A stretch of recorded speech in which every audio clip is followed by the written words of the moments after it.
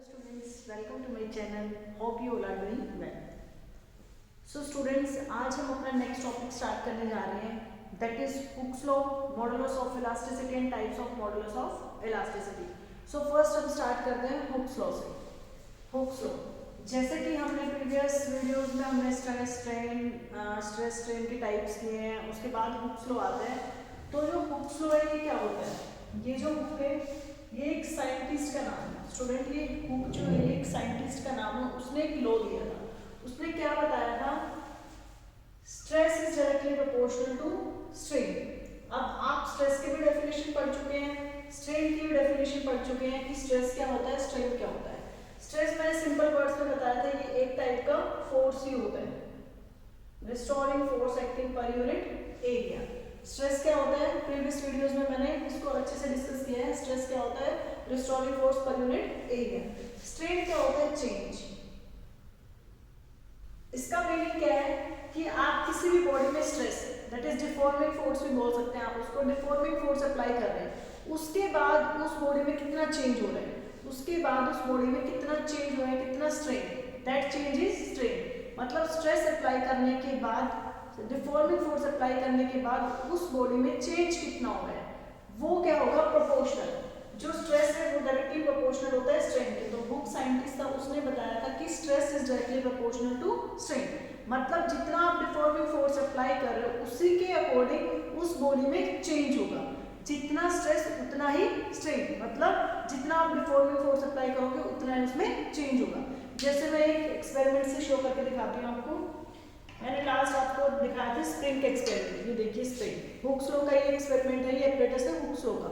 इसमें क्या होता है? ये स्प्रिंग है. अब मैं इसमें लोड अटैच करती हूँ. जैसे पहले मैंने 50 ग्राम का लोड है, 50 ग्राम का लगाया लोड. जैसे हम लोड लगाएंगे, ये लोड लगाया मैंने, फिर हम देखेंगे स्प्रिंग में इस लोड के अकॉर्डिंग कितना डिस्प्लेसमेंट हुआ है. फिर हम क्या करते हैं, अपना ये एक ग्राफ बनाते हैं. ग्राफ में क्या होगा?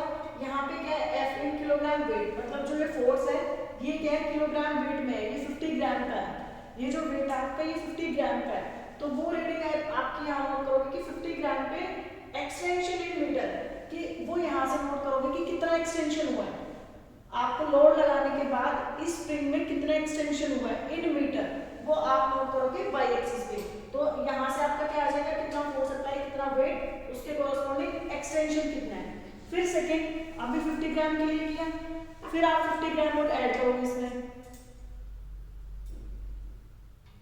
50 ग्राम लोड ऐड करोगे, फिर कितना हो गया टोटल लोड? 100 ग्राम. वो 100 आप कहाँ करोगे? यहाँ 100 किलोग्राम वेट हो गया आपका. उसके कॉरस्पॉन्डिंग कितना एक्सटेंशन हुआ है स्प्रिंग में, उसके कॉरस्पॉन्डिंग स्प्रिंग में कितना एक्सटेंशन हुआ है, वो आप यहाँ से इन मीटर काउंट करोगे. उसके बाद वो यहाँ हो जाएगा. फिर ये आपका इस टाइप से ग्राफ बनेगा. फिर उसके बाद आप 50 ग्राम का फिर वेट ऐड करोगे. जो ये वेट है 50 ग्राम ईच हर एक इसका जो ये आपका वेट है 50 ग्राम का है. 50 ग्राम ये 150 ग्राम हो गया. फिर देखेंगे एक्सटेंशन कितना हुआ है. तो हम यहाँ क्या शो कर रहे हैं कि जितना हम वेट लगा रहे हैं क्या उसके कॉरस्पॉन्डिंग स्प्रिंग में एक्सटेंशन हो रहा है. अगर इक्वल अमाउंट में एक्सटेंशन हो रहा है, जितना हम डिफॉर्मिंग फोर्स अप्लाई कर रहे हैं, क्या उसके अकॉर्डिंग उतना ही एक्सटेंशन हो रहा है स्प्रिंग में. अगर उतना ही एक्सटेंशन हो रहा है तो वो हमारे हुक्स लॉ को फॉलो करता है. अगर हमारा स्ट्रेट लाइन ग्राफ आता है, ये एक्सपेरिमेंट करने के बाद हम ग्राफ ड्रॉ करेंगे. अगर हमारा स्ट्रेट लाइन ग्राफ आता है, that means stress is directly proportional to strain. इसका मीनिंग है कि जितना आपने स्ट्रेस अप्लाई किया, जितना आपने डिफॉर्मिंग फोर्स अप्लाई किया, क्या उसके कॉरस्पॉन्डिंग उस बॉडी में चेंज हुआ है, स्ट्रेन हुआ है. तो डायरेक्टली प्रोपोर्शनल का मीनिंग क्या होता है? जितना आपका लेफ्ट हैंड साइड होता है उसी के कॉरस्पॉन्डिंग आपका राइट हैंड साइड में भी चेंज होना चाहिए. जितना आपने डिफॉर्मिंग फोर्स उतना ही आपका स्ट्रेन अगर है तो वो हुक्स लॉ को ओबे करता है. ये होता है आपका हुक्स लॉ. ये डेफिनेशन होती है. It states that within the elastic limit stress is directly proportional to strain. अब ये within the elastic limit क्या है? इसका मीनिंग होता है कि इलास्टिक लिमिट, कुछ पर्टिकुलर लिमिट तक ही ये stress directly proportional to strain होगा. कुछ लिमिट तक नहीं. ये नहीं कि आप वेट पे वेट अप्लाई करते हो तो एक टाइम ऐसा आ जाएगा ये परफेक्टली प्लास्टिक बॉडी हो जाएगी, ये अपनी शेप में फिर वापस नहीं आएगी, परफेक्टली प्लास्टिक बॉडी हो जाएगी. जितना ज्यादा मतलब एक लिमिट क्रॉस कर जाएगा, लिमिट क्रॉस क्रॉस करने के बाद वो इलास्टिक लिमिट के अंडर नहीं रहेगा, उसके बाद क्या होगा आपका, ये परफेक्टली प्लास्टिक बॉडी बन जाएगी, ये अपनी शेप में वापस नहीं आ सकती है। मतलब जैसे आपने स्ट्रेच किया ये स्प्रिंग वहीं के वहीं रहेगा, वापस नहीं आएगा। तो एक पर्टिकुलर एक इलास्टिक लिमिट के अंदर ही क्या होगा, stress exactly proportional to strain, इसलिए लिखा हुआ है within the elastic limit. एक पर्टिकुलर लिमिट के अंदर ही क्या होगा, stress exactly proportional to strain. उसके बाद अगर आप ज्यादा डिफॉर्मिंग फोर्स अप्लाई करोगे तो वो परफेक्टली प्लास्टिक बॉडी बन जाएगी, वो वापस अपनी शेप में कभी नहीं आएगी और वो चेंज भी स्ट्रेस के अकॉर्डिंग नहीं होगा। उसके बाद चेंज जो होगा किसी भी बॉडी में वो स्ट्रेस के अकॉर्डिंग नहीं होगा। तो ये हमारा ग्राफ उसके बाद फॉलो नहीं करेगा स्ट्रेट लाइन ग्राफ। तो ये मतलब कुछ पर्टिकुलर लिमिट तक ही ये फॉलो करता है और वो पर्टिकुलर लिमिट क्या होती है, इलास्टिक लिमिट, जिसमें क्या होगा, stress is directly proportional to strain. तो ये आपका फॉर्मूला होता है हुक्स लॉ का, stress is directly proportional to strain. अब क्या होता है, आपने देखा होगा जहां पे प्रोपोर्शनल का साइन होता है उसको हम रिमूव करते हैं और एक कांस्टेंट आता है और इक्वल्स टू का साइन आता है। तो इसको रिमूव करेंगे तो इक्वल्स टू का साइन और उसके साथ एक कांस्टेंट आता है दैट इज ई। हमने यहाँ इस कांस्टेंट को लिया है ई से और ये स्ट्रेन एज इट इज। अब ये ई है, इसकी अगर इसकी वैल्यू निकालनी है तो ई को रखेंगे यहाँ और स्ट्रेस के नीचे क्या आ जाएगा, स्ट्रेन। तो ई का फॉर्मूला हो जाता है स्ट्रेस अपॉन स्ट्रेन। अब ये ई क्या है, ये कांस्टेंट ऑफ प्रोपोर्शनलिटी भी बोल सकते हैं और यहाँ मॉडुलस ऑफ इलास्टिसिटी। ई क्या है, ये एक कांस्टेंट है और इसको हमने नाम दिया है मॉडुलस ऑफ इलास्टिसिटी। इस ई को हमने नाम दिया मॉडुलस ऑफ इलास्टिसिटी। ओके, अब ये मॉडुलस ऑफ इलास्टिसिटी क्या होता है, इसकी डेफिनेशन क्या है, define modulus of elasticity. It is the ratio of stress to strain. ये किस का रेशियो है, stress to strain. Modulus of elasticity क्या है, it is the ratio of stress to strain. और ये जो रेशियो आएगा ये हमेशा कांस्टेंट होगा, जो स्ट्रेस डिवाइड बाय स्ट्रेन, मतलब जो इन दोनों का रेशियो होगा वो हमेशा क्या आएगा, कांस्टेंट। कांस्टेंट का मीनिंग यहाँ पे क्या है कि आप जितना स्ट्रेस बढ़ा रहे हो, जितना स्ट्रेस अप्लाई कर रहे हो उसके कोरोस्पोंडिंग स्ट्रेन हो रहा है। लाइक जैसे आपने मतलब स्ट्रेस आपने 2 किया, फिर स्ट्रेन क्या हो गया, यहाँ हम एक एग्जांपल से लेते हैं स्ट्रेस स्ट्रेन। जैसे आपने स्ट्रेस 2 किया तो उसके कोरोस्पोंडिंग स्ट्रेन कितना होगा, 4। अगर आपने स्ट्रेस कितना किया, 3, उसके कोरोस्पोंडिंग स्ट्रेन कितना हो गया, 6।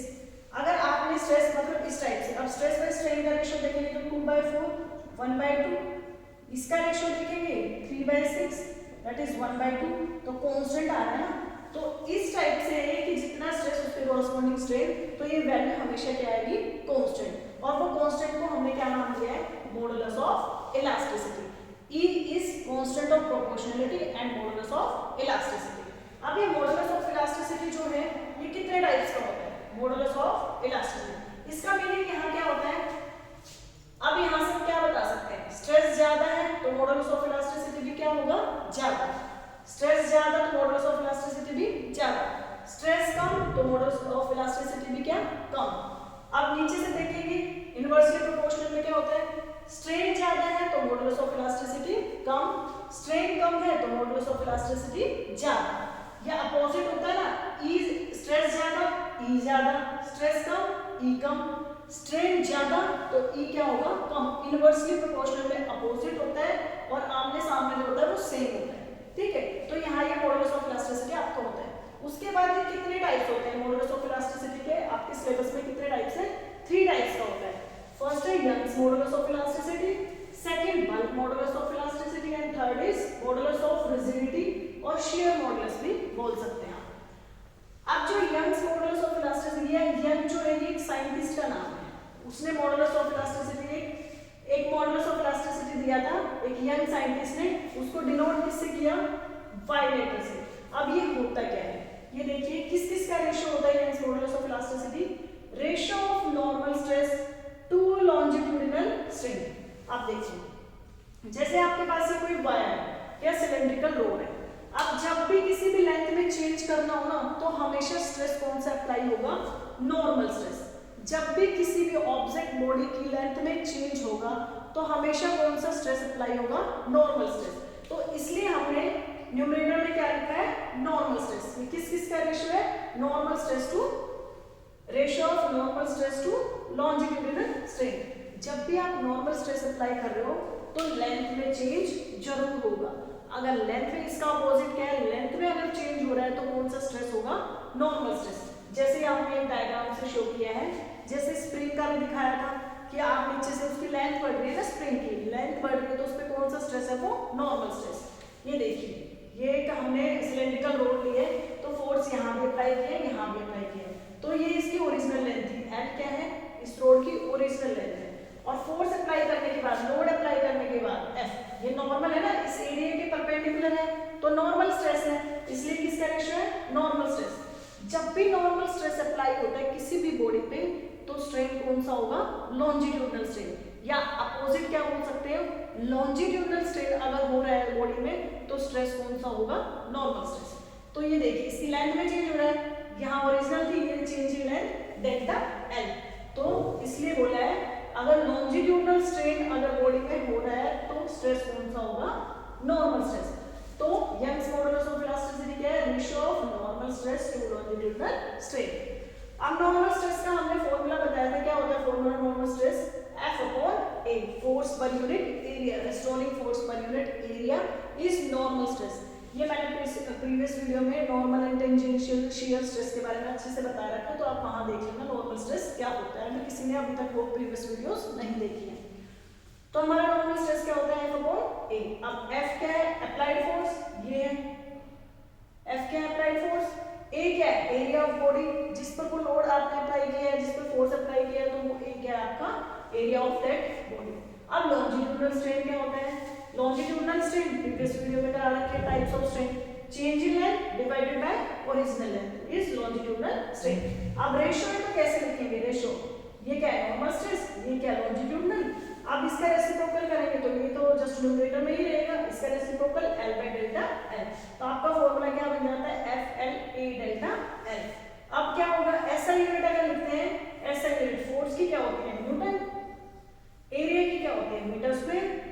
अब देखो, इसकी तो कोई यूनिट होगी नहीं, ये भी लेंथ है, ये भी लेंथ है, मैंने बताया था स्ट्रेन की कोई यूनिट नहीं होती, ये लॉन्जिट्यूडनल स्ट्रेन का ही फॉर्मूला हो गया ना, तो इसकी कोई यूनिट है ही नहीं, तो इसको आप रिमूव कर सकते हो, तो इसकी क्या यूनिट हो जाएगी, न्यूटन पर मीटर स्क्वायर। तो यंग्स मॉडुलस की यूनिट क्या हो जाएगी, न्यूटन पर मीटर स्क्वायर। ओके, उसके बाद इसका डायमेंशनल फॉर्मूला, डायमेंशनल फॉर्मूला भी क्या होगा, मैंने बताया स्ट्रेन का तो कोई फॉर्मूला होता ही नहीं, तो इसको तो आप रिमूव कर सकते हो। तो आपको simple formula force upon area से आपको फॉर्मूला लिखना है, m1 l-1 t-2। कैसे है, लास्ट क्लास में मैंने बताया था, f का क्या होता है, m1 l1 t-2, a का क्या होता है आपका l2। अब अगर चेंज करेंगे m1 तो m1 l-1 t-2, तो आपका ये आ जाएगा। तो ये dimensional formula of Young's modulus of elasticity.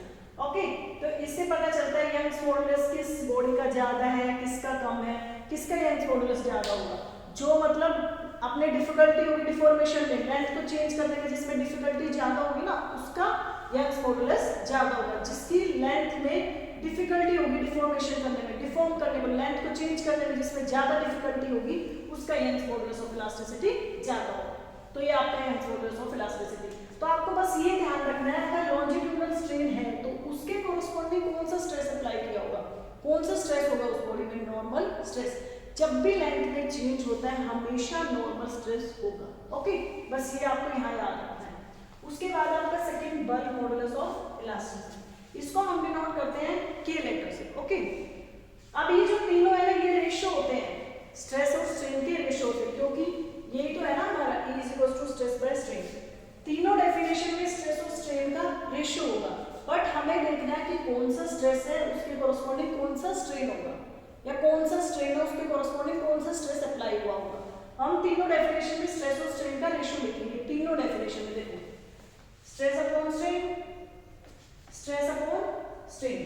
बस हमें ध्यान क्या रखना है कि स्ट्रेन के कोरस्पॉन्डिंग कौन सा स्ट्रेस अप्लाई किया है, जो बॉडी में स्ट्रेन हुआ है उसके कोरस्पॉन्डिंग स्ट्रेस कौन सा अप्लाई किया है। तो आपका बल्क मॉडुलस है, इसमें देखो ये किस किस का रेशियो होता है, it is ratio of normal stress to volumetric strain. अब आप देखिए, आपने स्ट्रेन के टाइप्स लिखे, वॉल्यूमेट्रिक स्ट्रेन क्या होता है। अब वॉल्यूम में चेंज करना है आपको, जैसे आपके पास एक फुटबॉल है, अगर उसकी वॉल्यूम को आपको कंप्रेस करना है, उसकी वॉल्यूम डिक्रीज करनी है, तो जो आप स्ट्रेस अप्लाई कर रहे हो तो वो नॉर्मल होगा ना, उसके एरिया के परपेंडिकुलर होगा ना। तो किसी की भी वॉल्यूम चेंज करनी है तो हमेशा नॉर्मल स्ट्रेस अप्लाई होगा। तो इसलिए यहाँ न्यूमरेटर में क्या आएगा, नॉर्मल स्ट्रेस, और नीचे क्या आएगा, वॉल्यूमेट्रिक स्ट्रेन। मतलब अगर वॉल्यूमेट्रिक स्ट्रेन है, मतलब अगर किसी ऑब्जेक्ट बॉडी की वॉल्यूम में चेंज हो रहा है तो कौन सा स्ट्रेस अप्लाई हुआ होगा, नॉर्मल स्ट्रेस। अगर वॉल्यूम में चेंज हो या लेंथ में चेंज हो तो स्ट्रेस कौन सा होगा, नॉर्मल। जैसे यहाँ किस में चेंज था, लेंथ में ना, लेंथ में चेंज है तो कौन सा स्ट्रेस, नॉर्मल। अब यहाँ किस में चेंज है, वॉल्यूम में चेंज होगा तो नॉर्मल। जैसे ये क्यूब का आपको एग्जांपल लिया है, अब इस क्यूब की वॉल्यूम आपको कम करनी है, डिक्रीज करनी है, इंक्रीज भी कर सकते हो तो नीचे से लगाओगे। अब आपको इसकी वॉल्यूम ना कंप्रेस करना है इस क्यूब को, तो ये जो फेस है, ये क्यूब का जो फेस है इसके परपेंडिकुलर लगेगा ना, क्यूब का फेस ऐसे तो इसके परपेंडिकुलर लगाओगे ना, आप जो फोर्स अप्लाई करोगे इसके परपेंडिकुलर। ये फेस है तो इसके परपेंडिकुलर 90 डिग्री का एंगल, ये फेस है तो इसके परपेंडिकुलर। तो किसी भी ऑब्जेक्ट बॉडी की अगर आपको वॉल्यूम चेंज करनी है तो हमेशा कौन सा स्ट्रेस होगा, नॉर्मल स्ट्रेस। तो it is the ratio of normal stress to volumetric strain. ये देखिए इसकी वॉल्यूम क्या थी, v। अब आपको इसकी वॉल्यूम कम करनी है, चेंज करनी है, दैट इज v डैश। हमने कंसीडर कर लिया कि चेंज होने के बाद वॉल्यूम क्या रहेगी, v डैश। अब देखो ये नॉर्मल है, हर फेस के क्या है 90 डिग्री पे जो आप फोर्स अप्लाई कर रहे हो। तो जब आप इसको कंप्रेस करोगे तो इसकी वॉल्यूम डिक्रीज होगी ना, बॉल को देखो, फुटबॉल को कंप्रेस करोगे तो उसकी वॉल्यूम ऑटोमेटिकली डिक्रीज हो जाएगी। तो ऐसे ही क्यूब इतनी वॉल्यूम होगी, इसकी वॉल्यूम डिक्रीज होगी। मान लिया हमने v डैश, कितना चेंज हुआ है, पहले v थी अब v डैश है तो v minus v dash that is delta v। ये क्या है, change in volume after apply normal stress. मतलब वॉल्यूम में कितना चेंज हुआ है, वॉल्यूमेट्रिक स्ट्रेन कब हुआ है, जब आपने नॉर्मल स्ट्रेस अप्लाई किया। अब ये देखो नॉर्मल स्ट्रेस का फॉर्मूला क्या होता है, F अपॉन ए, यहाँ भी F अपॉन ए था ना। नॉर्मल स्ट्रेस का फॉर्मूला तो हमेशा सेम ही रहेगा, F अपॉन ए। अब क्या है, वॉल्यूमेट्रिक स्ट्रेन क्या होता है, change in volume divided by original volume. Minus sign क्यों लगाया है, क्योंकि डिक्रीज हुई है ना वॉल्यूम, पहले ज्यादा बड़ा क्यूब था, उसके बाद कंप्रेस करने के बाद छोटा क्यूब हो गया, छोटा क्यूब हो गया तो वॉल्यूम कम हो गई है, वॉल्यूम कम हो गई है तो इसलिए यहाँ नेगेटिव साइन आया है। इसको रेसिप्रोकल करेंगे तो F ये v ऊपर जाएगा, A delta v is the formula of bulk modulus of elasticity. अब देखिए यूनिट भी इसकी सेम रहेगी और डायमेंशनल फॉर्मूला भी सेम रहेगा। क्यों, क्योंकि ये भी चेंज इन वॉल्यूम, ये चेंज इन वॉल्यूम, ये ओरिजिनल, तो दोनों कैंसिल हो जाएगी, यूनिट भी नहीं रहेगी, ना ही कोई डायमेंशन आएगा वॉल्यूम का। तो इसका F अपॉन A की वजह से यूनिट आएगी और इसकी वजह से इसका डायमेंशनल फॉर्मूला आएगा। तो सेम ही यूनिट रहेगी, सेम डायमेंशनल फॉर्मूला। अब इसमें क्या है, किसका बल्क मॉडुलस, जैसे आपके पास दो मटेरियल है, जैसे एक तो आपके पास आयरन रोड है, एक आपके पास आयरन रोड है, एक आपके पास फुटबॉल है। तो आप किसका ज्यादा इजी तरीके से आप उसको डिफॉर्म कर सकते हो, किसको कर सकते हो, फुटबॉल को कर सकते हो ना। तो फुटबॉल का बल्क मॉडुलस क्या है, कम है as compare to iron rod. Iron rod हो गया या आयरन रोड का कोई क्यूब है आपके पास, अगर आयरन का कोई क्यूब है, आयरन का कोई क्यूब है आपके पास, लोहे का कोई क्यूब है, अगर आप उसकी वॉल्यूम में चेंज करना चाहते हो तो वो इजीली चेंज नहीं होगा ना। जैसे कि अगर आपके पास फुटबॉल है, स्फेरिकल शेप की फुटबॉल है, अगर उसकी वॉल्यूम में चेंज करना चाहते हो तो वो इजीली हो जाती है। बट आपका अगर आयरन का कोई क्यूब है तो उसको आप इजीली चेंज नहीं कर सकते और इसलिए इसका बल्क मॉडुलस क्या होगा, ज्यादा होगा, किसका, आयरन क्यूब का एज कंपेयर टू फुटबॉल। समझ आया आपको, आप सेम भी ले सकते हो, सेम मटेरियल भी ले सकते हो। तो उससे ये देखना हमें किसका ज्यादा इजीली चेंज हो रही है, किसकी ज्यादा इजीली वॉल्यूम चेंज हो रही है। जिसकी ज्यादा इजीली वॉल्यूम चेंज हो रही है इसका मीनिंग उसका बल्क मॉडुलस कम है, और जिसकी ज्यादा डिफिकल्टी से डिफॉर्मेशन हो रहा है इसका मतलब उसका बल्क मॉडुलस ज्यादा है, क्योंकि वो इजीली आप उसको डिफॉर्म नहीं कर पा रहे हो तो इसका मीनिंग उसका बल्क मॉडुलस ज्यादा है। ओके, आई थिंक ये आपको क्लियर हो गया होगा। लास्ट आपका मॉडुलस ऑफ रिजिडिटी और शियर मॉडुलस भी बोल सकते हैं आप इसको, मॉडुलस ऑफ रिजिडिटी और शियर मॉडुलस। तो इसको ईटा से भी डिनोट करते हैं और जी से भी, आप किसी भी सिंबल से डिनोट कर सकते हैं।